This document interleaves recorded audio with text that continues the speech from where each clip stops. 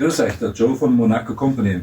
Heute bin ich mal drum mit den Drums und erzähle ein bisschen was über das Instrument und was ich so damit zum tun habe. Nachdem ich ein basisorientierter Drummer bin, würde ich vorschlagen, wir fangen mal ganz von unten an. Nämlich mit die Spreizel.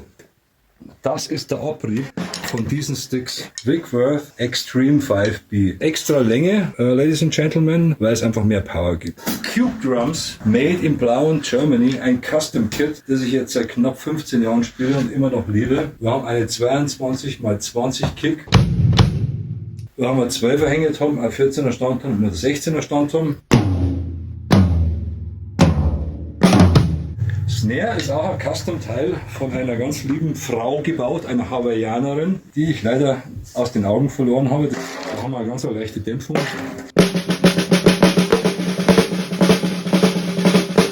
Anatolian Cymbals, 18, 19, 15 Crash, 14 High, 22 Reihen mit einer sehr schönen Glocke.